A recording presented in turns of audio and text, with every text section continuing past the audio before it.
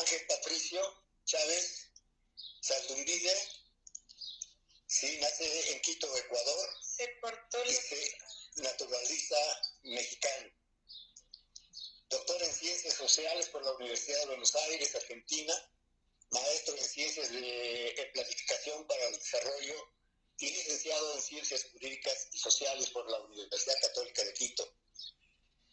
Desde 1993 al 2013 fue coordinador de programas de cooperación y asesor técnico principal de la UNESCO en las oficinas de Caracas. Que no se escucha mi papá, entonces si puedes... ¿Puedes poner en altavoz? No, si quiere iniciar... Pues yo creo que inicias directamente, ¿no? Diciendo quién... Va, perfecto, perfecto, muy bien. Sí. Aquí te oímos nosotros. Ok, ¿quieres que deje abierto el WhatsApp con ustedes? O... Está bien, como quiera, porque parece que me avisan que se escucha muy, muy bajo mi papá y que es usted el que se escucha muy bien. Ok, listo. Bueno, listo, muchas gracias. Bueno, disculpen la demora, al parecer hubo problemas de internet en casa de Sergio, estamos sobresaturados, así que bueno, voy a dar inicio, solamente denme una notificación rapidita ahí, si se escucha y ya inicio, evitando presentación. Ustedes creo muchos nos conocemos, tengo el gusto de estar a este momento viendo el nombre de varios amigos, colegas, estudiantes, ex estudiantes. Así que es un placer para mí y agradecer mucho a Sergio y a este grupo por la invitación a reflexionar un poco sobre estos temas que están en este momento sobre la mesa, sobre todo en términos de lo que está sucediendo con esta pandemia y sobre todo y fundamentalmente con lo que hoy se denomina, o por lo menos lo que hoy se inicia en México y creo que en muchos países de América Latina y ciudades de América Latina, esto de la nueva normalidad. Eh, Me solicitaron justamente, Sergio, reflexionar un poco sobre qué es lo que está dejándonos como enseñanza, como elementos actuales, la pandemia, el encierro, la cuarentena, y también reflexionar sobre algunos elementos que hacen a la cultura y el otro ámbito que yo trabajo, a la educación en este momento. Yo quisiera partir justamente diciendo que ya son 3 meses que han transcurrido desde el inicio de la contingencia en América Latina.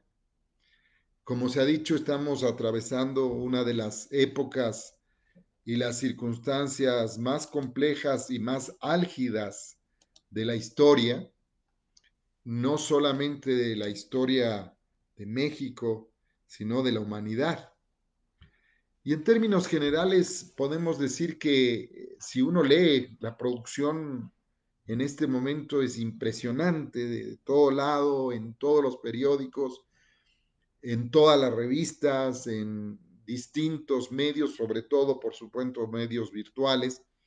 Uno podría decir que hay como dos grandes visiones de lo que está sucediendo y de lo que muchos historiadores, antropólogos, investigadores, pero también organismos internacionales están justamente planteando lo que significa la pandemia y los efectos que podría generar. Una visión, yo diría, más bien pesimista, negativa, que consideran que la explotación, el individualismo, la depredación al planeta y a la naturaleza, es decir, este famoso sálvese quien pueda, se van a profundizar en el marco incluso de lo que este filósofo de Corea del Sur, Byung-Chul Han, llama el estado totalitario o el tecnototalitarismo, ¿no? Por otro lado, una visión más optimista que considera que la crisis del coronavirus puede ser más bien un punto de inflexión, ¿no?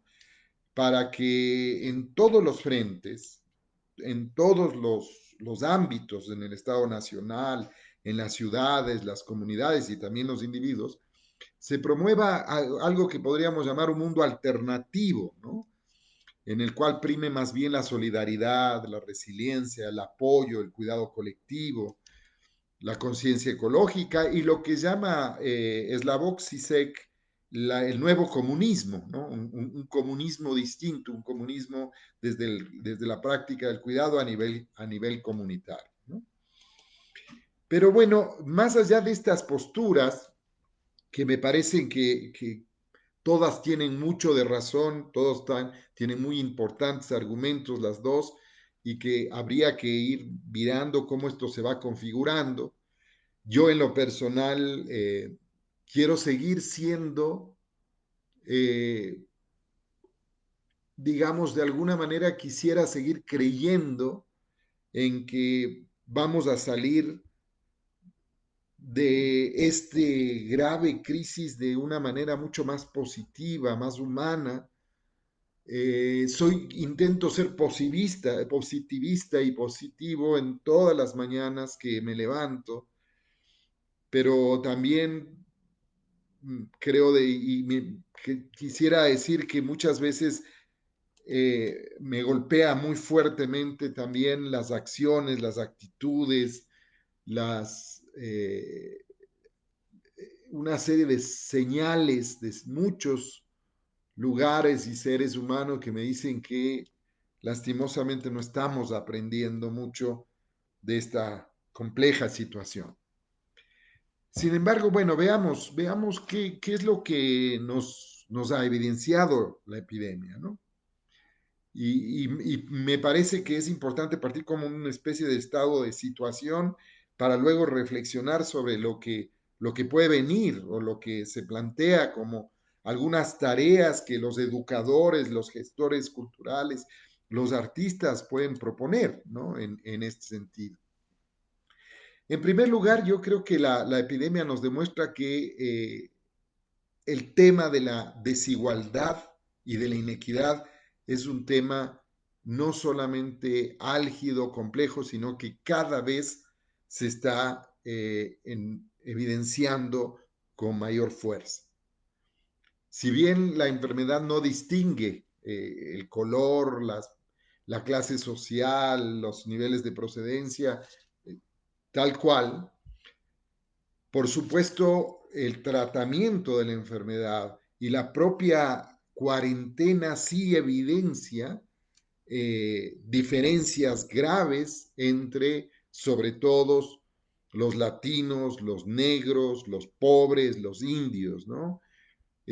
Datos muy claros en los últimos meses de cómo, o en las últimas semanas, de cómo, por ejemplo, los latinos y los negros son los que más han muerto en las ciudades como Nueva York, ¿no? Y cómo nos está golpeando en América Latina, sobre todo a las grandes barriadas, ¿no? A estos municipios donde están fundamentalmente hacinados sectores de la población que en definitiva no tienen o no han tenido la oportunidad de resguardarse de manera segura, pero además que no tienen acceso al sistema de salud de nuestros países. Por otro lado, otro elemento que nos propone fuertemente y que de manera descarnada evidencia la epidemia es este miedo a la otredad, ¿no? La mayor, una fuerte arraigo a de la discriminación, ¿no? Discriminación y violencia contra médicos, contra personas de origen asiático, contra personas en situación de calle, y ahora incluso algo que leía el otro día en el periódico, en el New York Times, de un fenómeno que anuncia, por ejemplo, ya la discriminación de los jóvenes inmunizados, es decir, que ya se afectaron, que estuvieron enfermos, están ya curados con los no contagiados, ¿no? Entonces hay aquí una exacerbación, una presencia fuerte de la discriminación. Fíjese en lo que está pasando hoy en Estados Unidos, ¿no? Hoy leía la prensa en la mañana, 40 ciudades con toque de queda por las protestas por la muerte de George Floyd, ¿no? Por obviamente unas protestas absolutamente válidas y legítimas, pero que también expresan, y esto es muy importante decirlo, un hartazgo hasta la saciedad, digamos, de sectores que han estado históricamente excluidos, que hoy se han visto mucho más afectados con el tema de la pandemia y que además se ven absolutamente violentados y vulnerados sus derechos humanos por quien tendría que defender sus derechos, que es la policía, ¿no?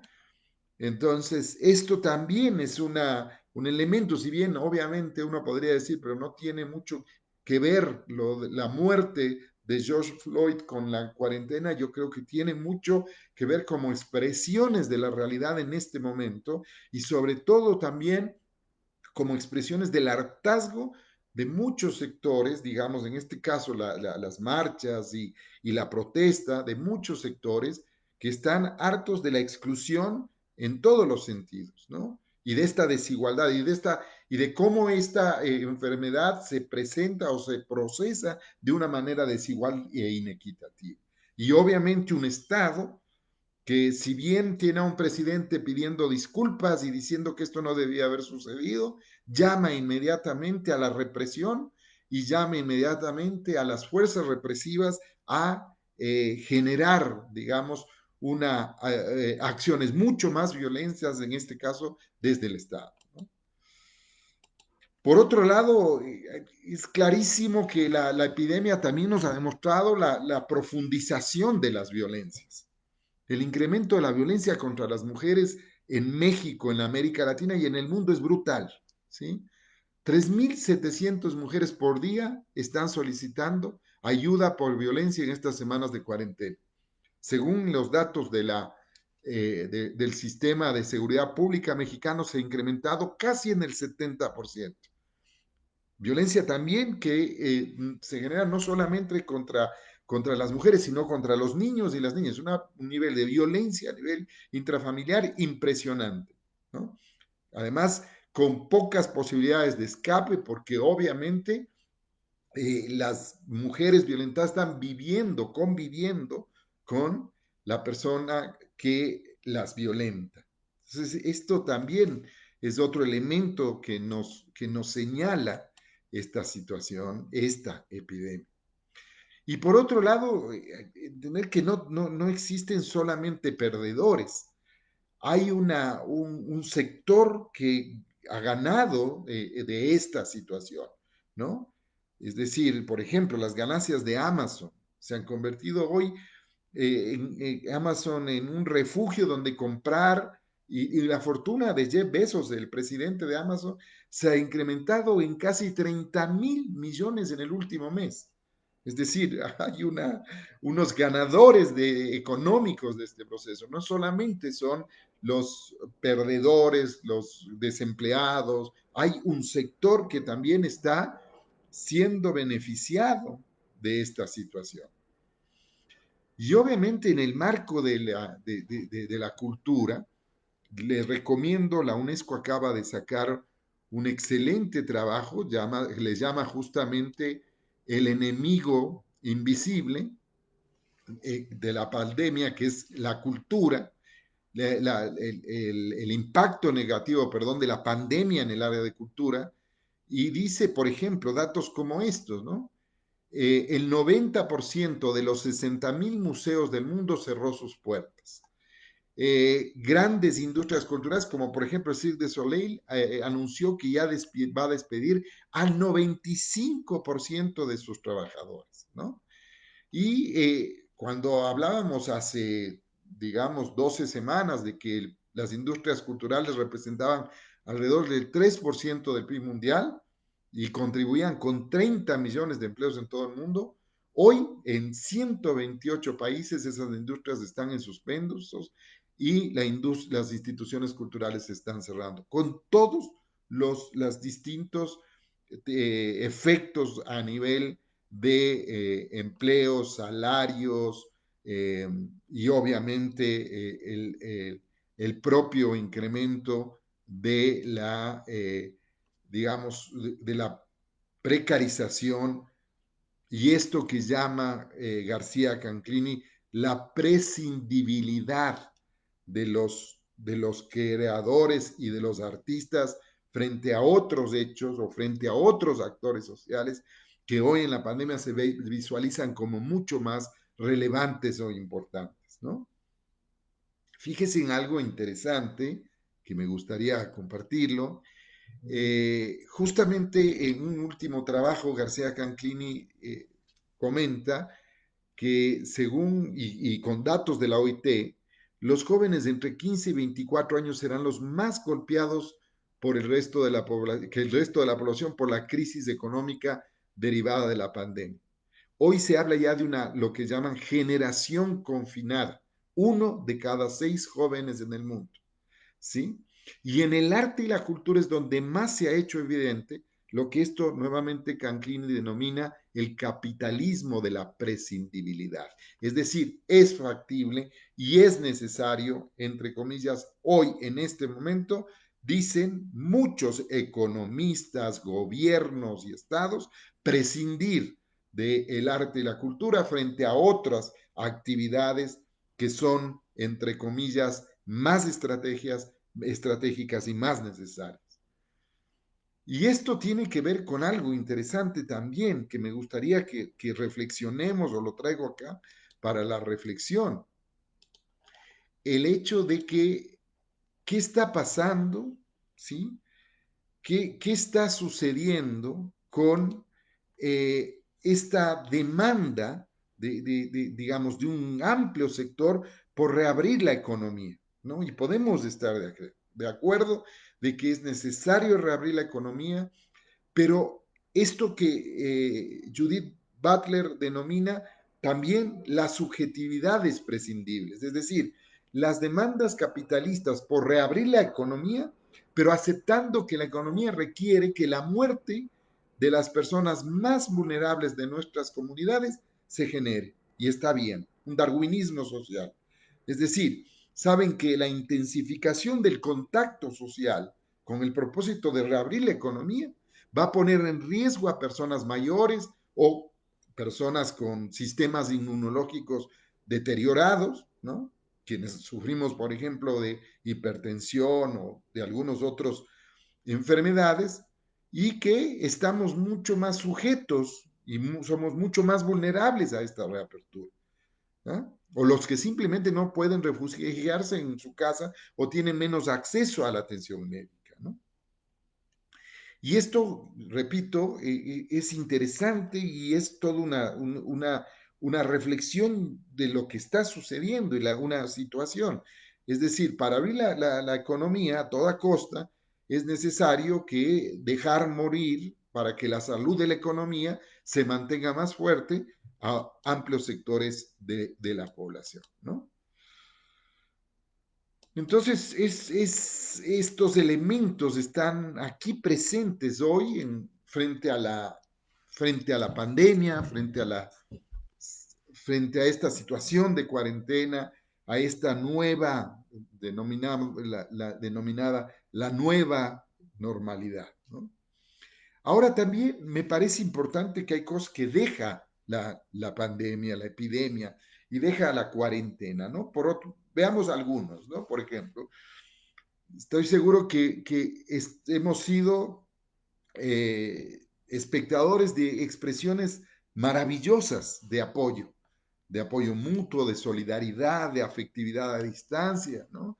Las maravillosas manifestaciones del arte como medicinas de consuelo, ¿no? Muchas muestras maravillosas del cuidado, ¿no? La maestra, por ejemplo, que camina 2 horas diarias para llevar la tarea a sus estudiantes que no tienen acceso a la computadora, que no pueden conectarse, los médicos que fallecen al lado de sus pacientes tratando de darles consuelo o a los pacientes, a sus familias, ¿no? Los músicos compartiendo arte en los momentos más álgidos, del virus en varias de las ciudades de nuestros países, ¿no?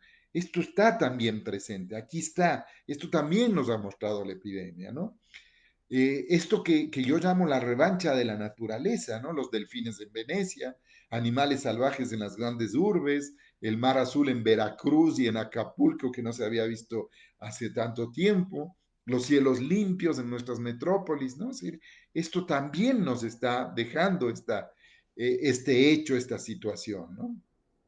Este desplazamiento también de los espacios o los territorios de contención, ¿no? Que por ejemplo, este famoso quédate en casa de las clases medias urbanas de todo nuestro continente, ¿no? Que se va trasladando más bien al quédate en el barrio, ¿no? De las favelas, de las barriadas de Ciudad de México, porque obviamente la casa no es el hogar no es un espacio de contención por la violencia, por el hacinamiento, por el reducido espacio donde... Entonces, plantearse que en realidad no es la quédate en casa, sino quédate en el barrio, ¿no? El espacio, el territorio de contención. El otro elemento que me parece importante y que no podemos dejar es el fortalecimiento también del valor de lo público, es decir, de lo que nos pertenece a todos, ¿no? Porque hasta quienes cuestionaron hace 4 meses o 3 meses la injerencia del Estado, quienes pugnaban por la privatización de la educación, la salud, hoy comienzan a regresar a ver al Estado, al gobierno y a lo público como el único espacio de salvación. Y es así. Es decir, más allá de lo que pasó, de lo que sucedió de la privatización, hoy estamos viendo que hay la necesidad fundamental de reconstruir y fortalecer lo público como el único espacio de contención en toda esta situación, ¿no? Entonces, frente a la salud, pero también frente a la posibilidad de seguir manteniendo los procesos educativos, de aprendizaje de los jóvenes, etcétera, ¿no? Entonces, eso también es interesante. Y por supuesto el cuestionamiento profundo que se ha generado y las interrogantes relevantes de varios grupos sociales sobre lo que hoy está pasando, especialmente de los jóvenes, especialmente de los creadores, de los artistas, de los escritores que comienzan a pugnar por qué frente al recorte, a los recortes presupuestarios que alegan que es necesario priorizar en este momento la salud o fortalecer la economía, porque estos otros sectores no están recibiendo el mismo apoyo e incluso están siendo objeto de recortes mucho más profundos y también de complicaciones de orden económico y laboral mucho más acuciantes que otros sectores, ¿no? Entonces, esto también es importante tenerlo en cuenta, ¿no? Hay una suerte de toma de conciencia de que solos no podemos salir, de que es necesario un proceso colectivo, ¿no? eh, y saber también que estas desigualdades no son producto de ahora, de estos 3 meses de confinamiento desde que apareció el coronavirus, sino que hubo una serie de políticas públicas de los gobiernos y de ciertos sectores que estaban siempre pugnando por mejorar sus propias condiciones, el interés fundamental de la acumulación y dejar de lado sí, a lo común, a lo público, a lo que nos pertenece a todos, al cuidado como seres humanos, como sociedad, ¿no? Esto es importante también tener en cuenta en esta situación. Y saber, por ejemplo, que las crisis de nuevo nos demuestran que las situaciones y las crisis tienen énfasis de género, ¿no? O sea, la pesada carga contra las mujeres hoy obviamente se hace más evidente, mucho más pesada en este momento, porque al teletrabajo se le suman las tareas domésticas, el cuidado de los hijos, el apoyo a la educación de los hijos, etcétera. Es decir, todos estos elementos están acá apareciendo y están en juego, ¿no? Entonces, frente a esto, bueno, ¿qué es lo que en realidad de lo que se trata? ¿Qué es esta nueva normalidad? ¿No? ¿Qué significa salir aún en semáforo rojo a tratar, obviamente, de trabajar, de buscarnos el sustento, de buscarse el sustento, porque no es igual las condiciones que están sucediendo y cómo la necesidad, por supuesto, del amplísimo 60-70% sector informal de nuestros países requiere salir para poder generar el sustento de sus familias y de sus hijos, ¿no? Y que muchas veces, digamos, también esto está claro para entenderlo, porque podemos tener una perspectiva desde un sector social, desde un grupo social que deja de mirar ese otro sector, ese otro grupo que requiere vivir, en definitiva, ¿no? Ahora bien, yo también creo que la pandemia y el coronavirus nos ha dicho que ya, por ejemplo, la finalidad de la educación no puede ser más el éxito medido en términos monetarios, no puede ser más, las prioridades no pueden ser exclusivamente adquirir ciertas competencias que nos permitan entrar al mercado o posicionarnos de mejor manera en el mercado y lograr, en definitiva, el éxito en el sentido más amplio. Hay que replantearse los fines y las prioridades de la educación hacia otros fines, como la felicidad, la convivencia, el buen vivir, la coexistencia con la naturaleza. Es decir, esto también nos está poniendo, el coronavirus y la pandemia nos está poniendo en duda justamente o nos replantea la necesidad de volver a pensar qué tiene que hacer la escuela, qué tiene que hacer la educación, cuáles son los fines que debe darse para justamente replantearnos lo que se enseña y lo que se construye de manera, digamos, como tradicionalmente se pueden llamar los procesos pedagógicos, los resultados educativos, ¿no? Ya el desarrollo de las competencias individuales no puede ser el único que tiene sentido, deben desplazarse al desarrollo de habilidades del ser humano, gregario, colectivo, solidario, ¿no? Estos contenidos curriculares fragmentados en las asignaturas ya dejan de ser relevantes cuando es necesario, por ejemplo, problematizarnos frente a hechos y situaciones como la presencia de este virus, ¿no? Entonces, me parece importante decir que también nos abre esta pandemia ciertas ventanas de oportunidad a la educación, a los educadores, a quienes hacen política educativa, pero también a la cultura. Es importantísimo el rol que han jugado los creadores y los artistas en esta pandemia, ¿sí? Es decir, en estas épocas de confinamiento no solamente han sido actores y actividades que nos permiten el aspercimiento, ¿no? o el uso del tiempo libre, sino fundamentalmente han jugado un rol y procesos para restablecer la convivencia, para la construcción de la alteridad, la resiliencia y generar creatividad en tiempos de sufrimiento y de violencia. Nada más y nada menos ha sido ese el rol que han jugado los creadores digamos, los creadores, los artistas en esta, en esta última, en esta última época, ¿no? Y entonces yo aquí lo que estoy haciendo, por lo menos me tiene preocupado, es eh, debemos necesariamente comenzar a pensar en una educación y en una cultura distinta, y por lo tanto en una gestión cultural distinta. La necesidad de fortalecer la convivencia y lo que yo llamo, o lo que algunos autores llaman, pero yo lo tomo fuertemente, de una educación y una pedagogía y una cultura de la convivencia. Me parece que ese es el reto fundamental en este momento, ¿sí? Este es uno de los elementos centrales. Y bueno, ¿y qué significa esto, no?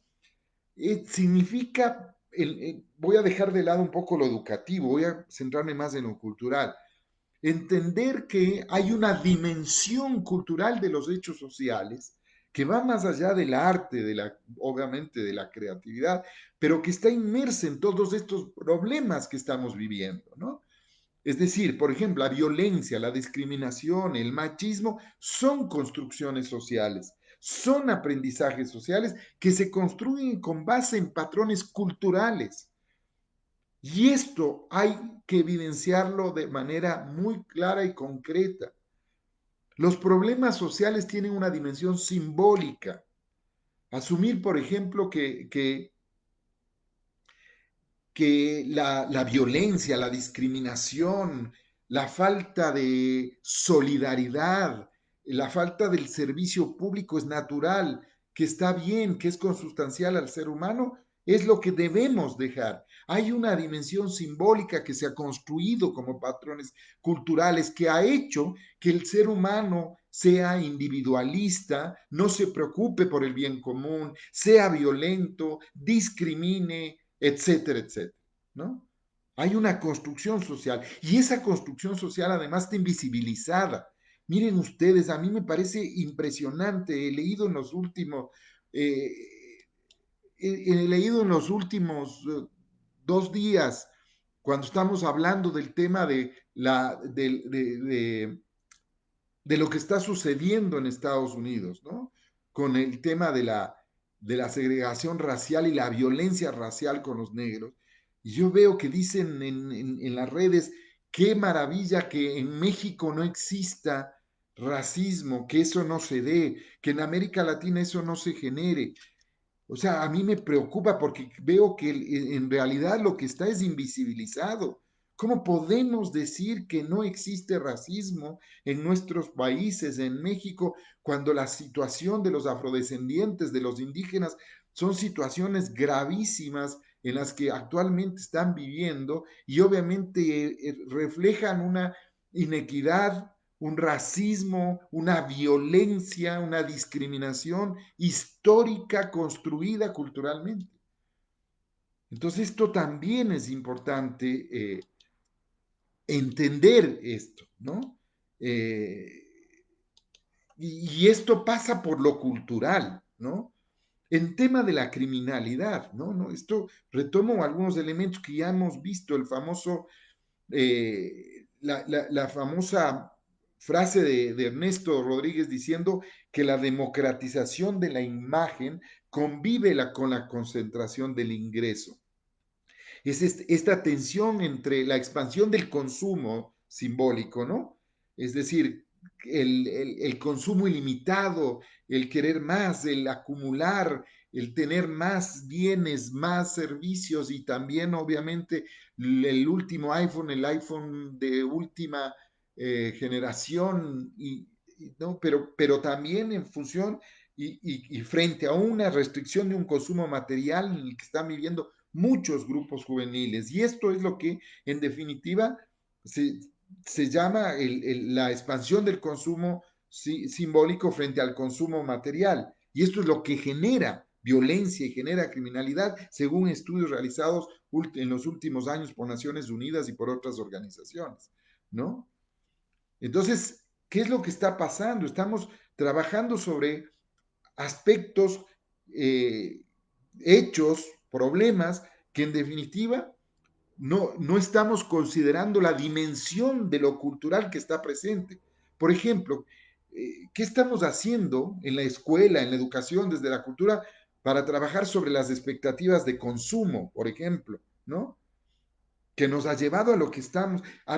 ¿Qué estamos haciendo sobre las expectativas de consumo que además atentan fuertemente contra la depredación del medio ambiente, ¿no? ¿Qué estamos haciendo desde el arte, desde la cultura, desde la educación? Sí, no, o sea, podemos darles becas a los jóvenes, pero estamos trabajando sobre las condiciones materiales y no sobre las dimensiones culturales, sobre la expectativa de consumo, ¿no? Esto me parece fundamental, ponernos a conversar, reflexionar nosotros, todos los educadores, los gestores, los promotores, los creadores en este momento. Yo no creo que hay todavía a corto plazo, por lo menos, un post-coronavirus, pero sí por lo menos en esta post-cuarentena, ¿qué es lo que hay que hacer? ¿Cuáles son las tareas que tenemos? ¿No? Yo creo ahí que es importante, y vuelvo y repito, para ir cerrando algunas ideas y más bien dialogar, reflexionar, conversar, este, creo que es importante entonces esto, retomar la pedagogía y la cultura de la convivencia, ¿sí? Comenzar a hablar, por ejemplo, de cómo generar constructos de aprendizaje a través del arte, la cultura, de la educación, donde el desarrollo de las habilidades socioemocionales sean centrales. Es decir, el tema de construir proyectos de vida, del autoconocimiento, de la empatía, del trabajo en equipo, de la resolución pacífica de conflictos, ¿no?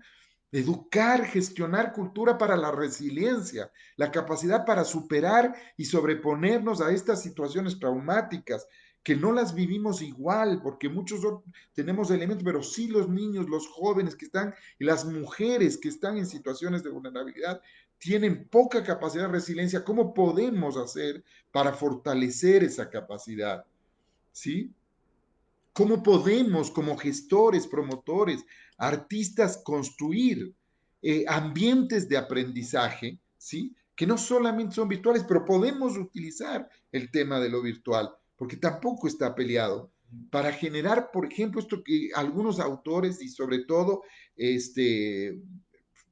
digamos, expresiones del feminismo denominan la pedagogía del cuidado, de la responsabilidad afectiva, ¿no? Que son algunas pedagogías que son las únicas que pueden romper con esta cultura, de nuevo el tema cultural, patriarcal, tan presente en nuestras relaciones afectivas, escolares, cotidianas, y que se evidencian tan fuertemente en momentos como los que estamos viviendo, ¿sí?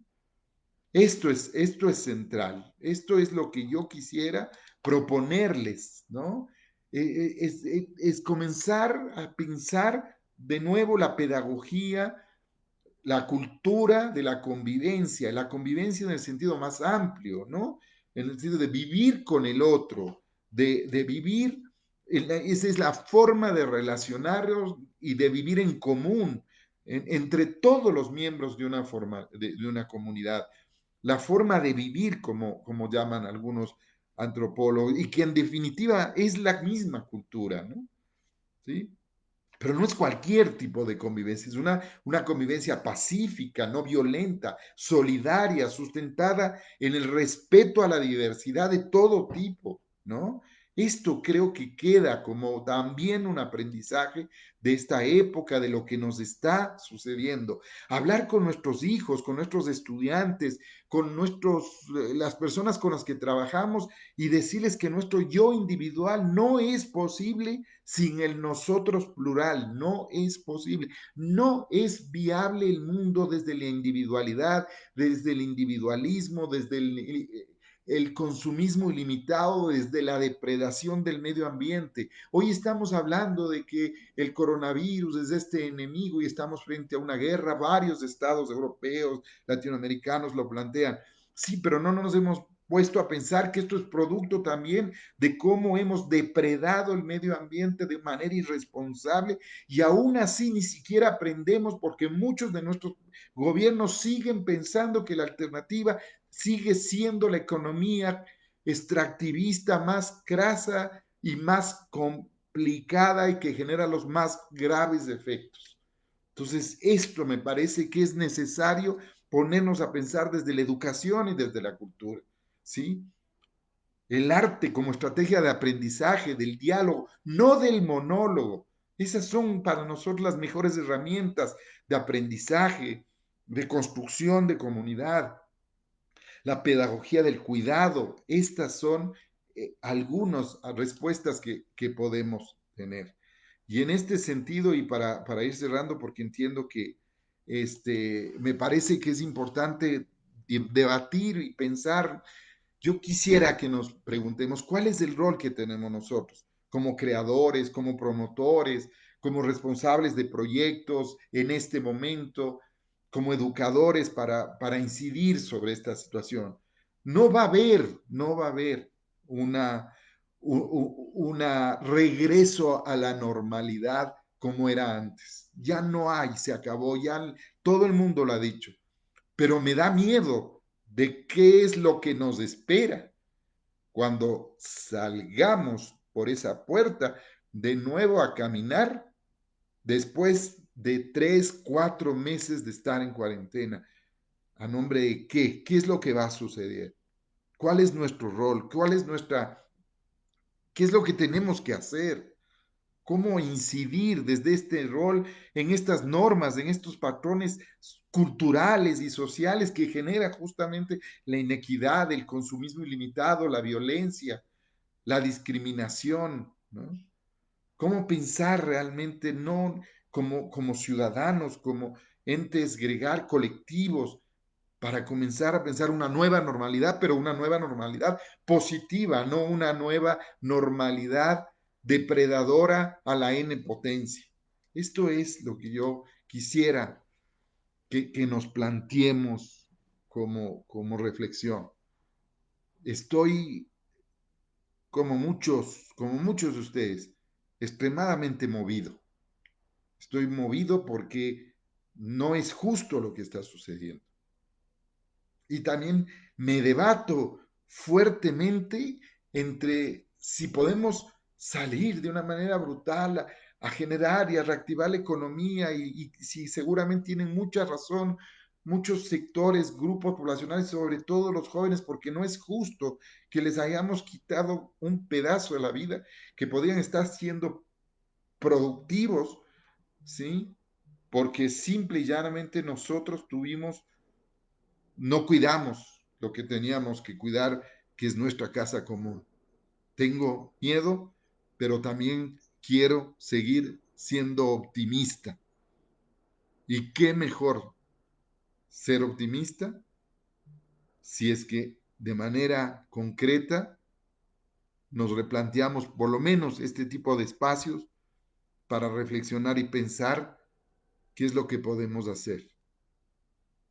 Muchas gracias.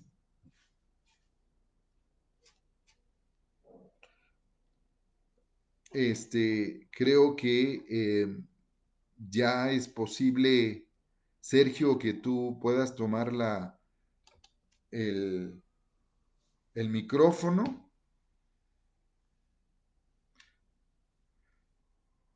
Eh, y si no, no sé cómo procede. Tengo una llamada de Sergio, perdón. Bueno.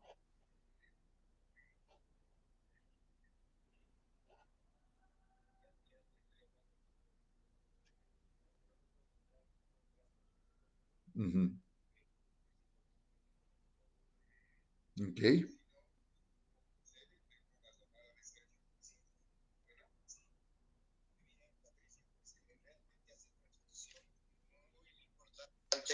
Muy vasta, muy profunda, realmente es muy padre escucharte. Y digo padre porque es una palabra, ¿verdad? Si lo pones en altavoz, mejor. Si te puedes poner en altavoz. Está en altavoz, pero no sé si están escuchando, ¿eh? Ah, ok. Bueno, yo creo que, mira, tienes anotadas varias de las preguntas.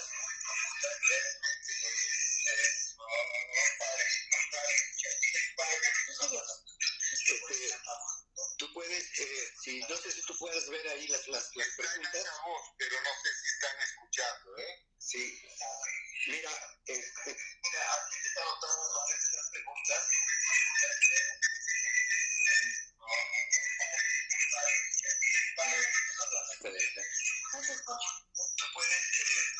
Bueno, si no, yo ahorita le hago las preguntas si gusta.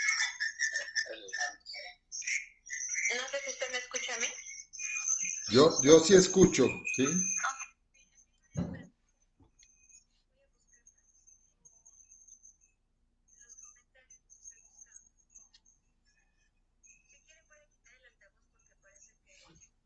Sí, ya lo quité.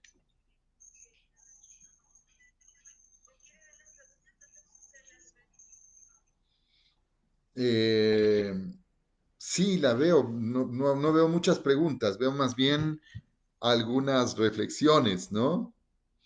Pero está abierto. Sí, se oye mal a Sergio. Entonces no sé qué proceda. Ujú.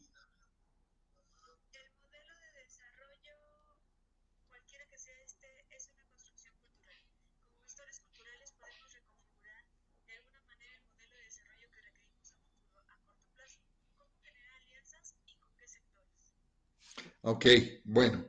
Si quieren, voy leyendo a partir de la pregunta de José Antonio y entonces así no desvirtuamos. Muchas gracias. Sigo. Primero, gracias, mi querido José Antonio. De verdad que, como siempre, un placer que estés acá escuchándome y conversando con nosotros. Lo hemos debatido tanto, ¿no? En grupo, con mucha gente maravillosa que tenemos cerca como colegas de trabajo. Y sí, yo pienso que uno de los elementos que tiene que darse, uno de los aspectos centrales que tiene que darse ya en este momento y como se está dando en algunos lugares, pero no en otros, y creo que en México falta mucho, es volver a pensar el propio concepto del desarrollo.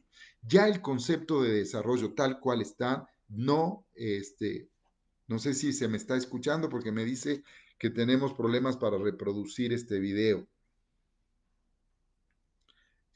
Bueno, no sé si me escuchan o me fui. Sí, yo creo que me fui.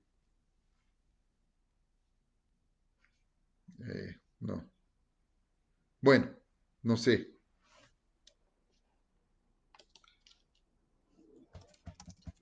Creo que,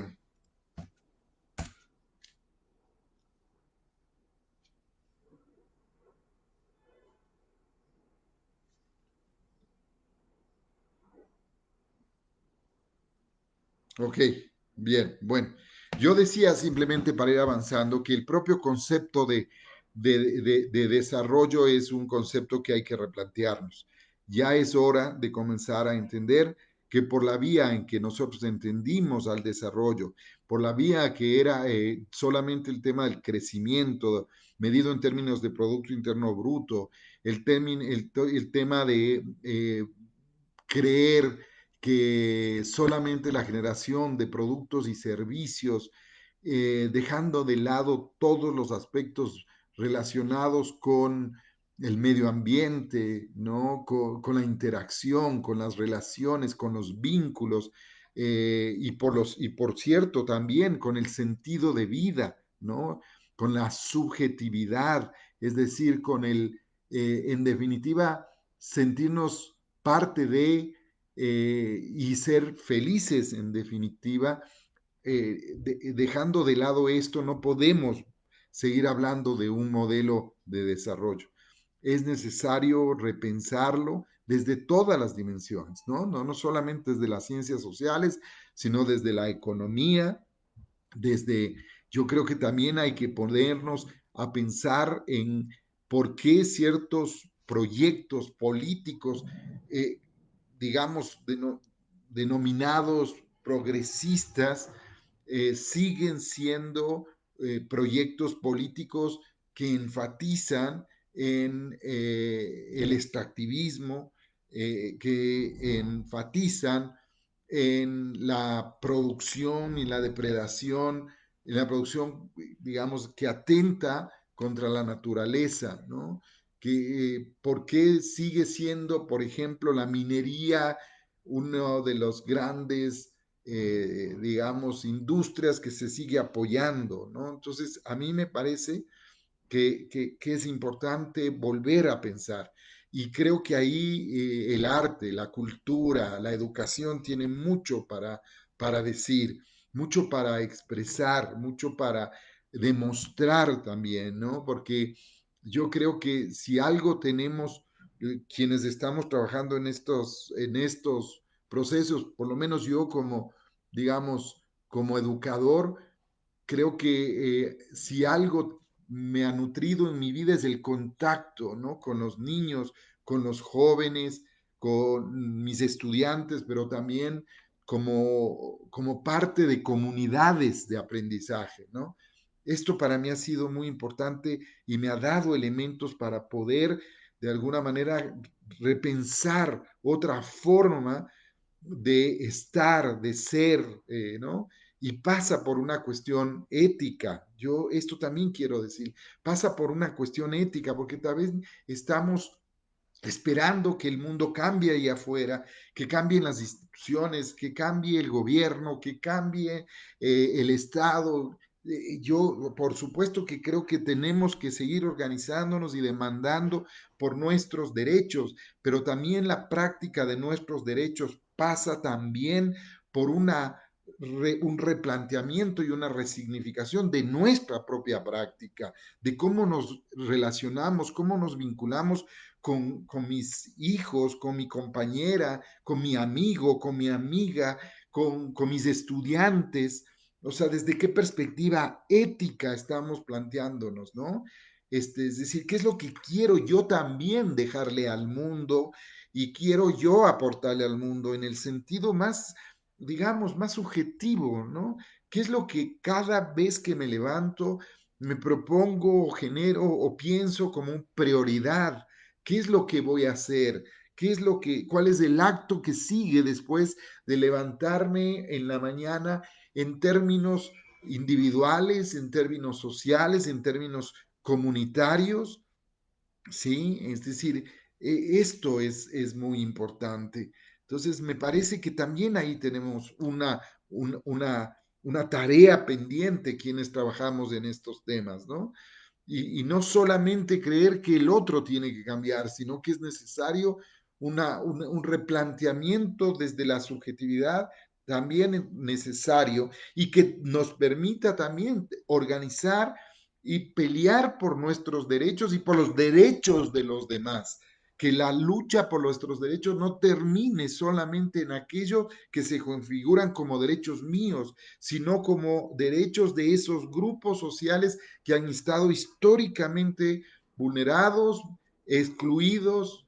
Esto me parece. Entonces, ¿cuáles son esas alianzas? Yo creo que las alianzas que plantea Mac tienen que ver, primero, desde una perspectiva, digamos, ética, es decir, cuáles son esos sectores que éticamente están comprometidos, incluso más allá, desde una perspectiva ideológica. Fíjese en lo que estoy diciendo, porque yo creo que ya el tema de lo ideológico en muchos casos trasciende, lo ético trasciende a lo ideológico, porque también conozco pseudo revolucionarios y también conozco pseudo gobiernos revolucionarios que siguen aplastando el derecho de la educación, de la cultura, de las artes, del derecho de la identidad de todo tipo a muchos grupos de población, ¿no?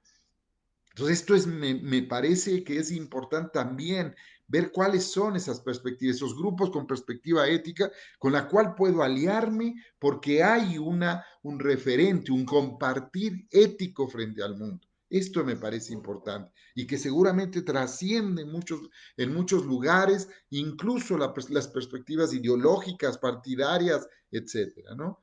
Porque también es importante tener en cuenta eso, así como también es importante tener en cuenta que no es una pelea entre sociedad civil y gobierno y Estado, porque yo conozco funcionarios públicos y seguramente tu propia práctica, mi querido José Antonio, no me dejará mentir, y la práctica de Sisi, de muchos colegas y compañeros que están acá, que desde el ámbito gubernamental han peleado profundamente por cambiar injustas relaciones, por replantearse equitativa, escenarios y procesos más equitativos, ¿no?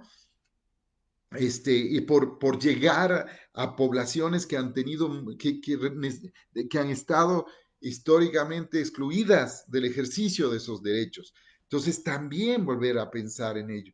Y así como también existen, y hay que decirlo, sectores digamos, o personas que desde el ámbito entre comillas, de la sociedad civil, también generan relaciones clientelares, paternalistas, extremadamente violentas y que tendrían que replantearse, ¿no?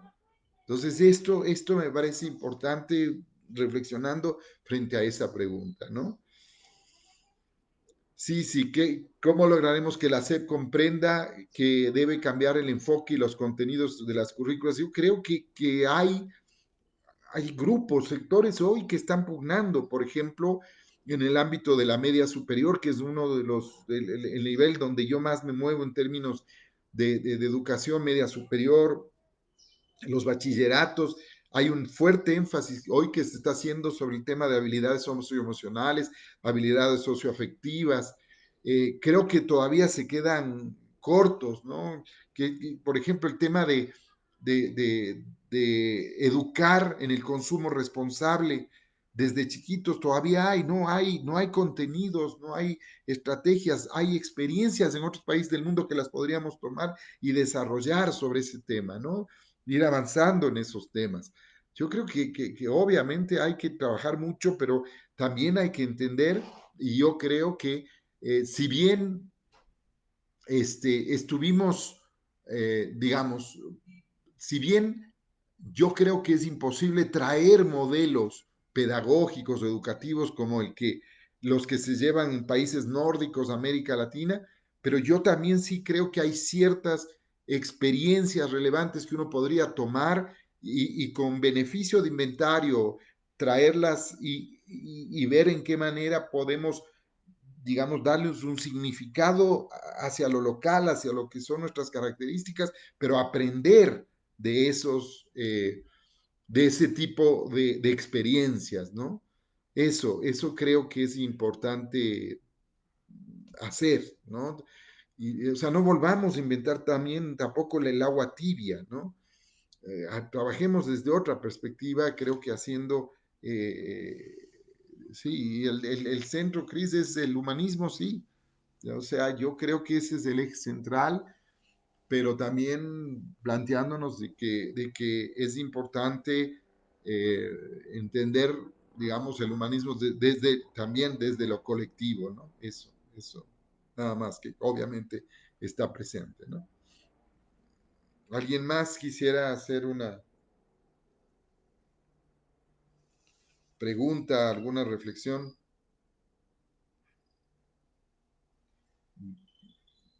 Aló. Sí, estoy en una videollamada, en minutos. Bueno, ¿alguien más? No sé si, perdón.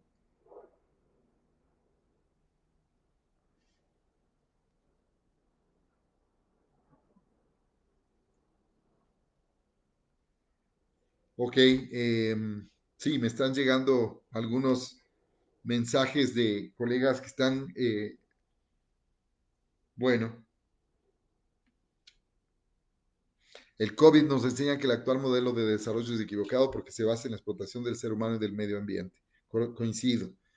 Además, hizo visible las desigualdades. Coincido. Consideraría positivo que se desarrollen políticas públicas de acción afirmativa para visibilizar a las minorías e incluirlas en programas de espacios laborales, etcétera. Mira, yo siempre creo que la acción afirmativa es importante, es necesaria, siempre y cuando no sea una política ni constante, ni sea una política permanente y la que oriente la construcción de la política pública. Para mí, la política pública tiene que garantizar el ejercicio de los derechos, de todos los derechos y de todos los grupos sociales, sin distinción. Y en este sentido, si bien es importante generar políticas afirmativas para ciertos, entre comillas, minorías, aunque cuando uno habla de minorías habría que ver, ¿no? Como por ejemplo decir que las minorías en Ecuador, los indígenas son minorías en Ecuador, habría que repensarlo, ¿no? Por decir algo. Entonces, si bien pueden ser necesarias en términos concretos, de acuerdo a cierta coyuntura y en términos de tiempos específicos, yo sí creo que es muy importante replantearnos políticas públicas universales que permitan el ejercicio de todos los derechos y de todos y todas las ciudadanas. Esto es lo que yo creo. Y creo que hay que propugnar por eso. Y en ese sentido, lo local, lo comunitario tiene muchísimo para aportar, ¿no? Además de exigir en el ámbito de los gobiernos estatales o gobiernos nacionales o centrales, pero desde lo local hay mucho para aportar en ese sentido, ¿no? Eso, ¿qué más? No sé si ya estamos a 1 hora 3 en vivo o más. Y dices, a ver, ¿quién más? No sé si llego a leer algunos otros. Agradezco los saludos, agradezco las gracias, la gratitud, la gratitud es mía por permitirme simplemente expresar estas ideas, ¿sí? No sé si ya no existe alguna otra pregunta específica, pero les quiero agradecer mucho por permitirme este espacio, agradecer a quienes convocan en este grupo, ojalá podamos seguir hablando de estos temas y me sigan invitando. Eh, sí, Elvira, de acuerdo, una educación para la vida y no basada en contenidos inflexibles, totalmente de acuerdo. Ya es necesario que nos demos cuenta que, por ejemplo, las asignaturas son compartimentos estancos que no permiten visibilizar esto que eh, varios pedagogos llamaron la integralidad de los problemas sociales, la complejidad de los problemas sociales, y que no se puede mirar exclusivamente desde una asignatura, desde un sector, desde una disciplina. Es necesario mirar desde una integralidad. Preguntémonos cómo un bicho como el coronavirus, generó una crisis sanitaria y luego generó una crisis social y luego genera una crisis de orden cultural. Un solo hecho, un hecho fundamentalmente biológico, desencadena una serie de elementos en otras dimensiones sociales, culturales, económicas, ambientales, etcétera. Entonces, ¿por qué no abordar también el aprendizaje y el conocimiento desde enfoques mucho más integrales, ¿no? Y no desde la biología separada de la química, separada de la física, de las matemáticas, de las ciencias sociales. Creo que son momentos importantes, ahora o nunca. Estos son momentos históricos en los cuales tenemos que todos aprender y sacar aprendizajes. ¿Y cuál podría ser un aprendizaje? Que la educación y la escuela deben ser replanteadas, deben tener otras finalidades, deben tener otros medios. Ya la escuela no puede ser el espacio cerrado. Efectivamente, sí, yo creo que incluso no desde la sino desde la transdisciplinariedad.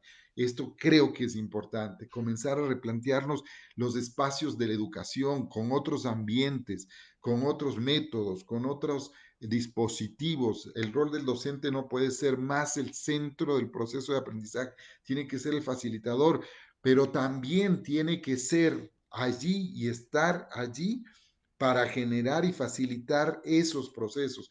Es insustituible el rol del educador, es insustituible el rol del educador. Es importantísimo repotenciarlo, darle todos los elementos para que eso se dé, para que se generen estas nuevas formas de entender a la escuela y a la educación. Muchas gracias, Marcela. Muchas gracias a ti por esas palabras. Gracias, Luzana, gracias, Sisi, gracias, José Antonio, gracias a todos ustedes. Muy amables, quiero quedar hasta allí. Un saludo y un abrazo fraterno, solidario y con la esperanza de que podamos seguir de verdad, no solo reflexionando, sino actuando para que este mundo que nos acoge sea mejor. Muy buenas.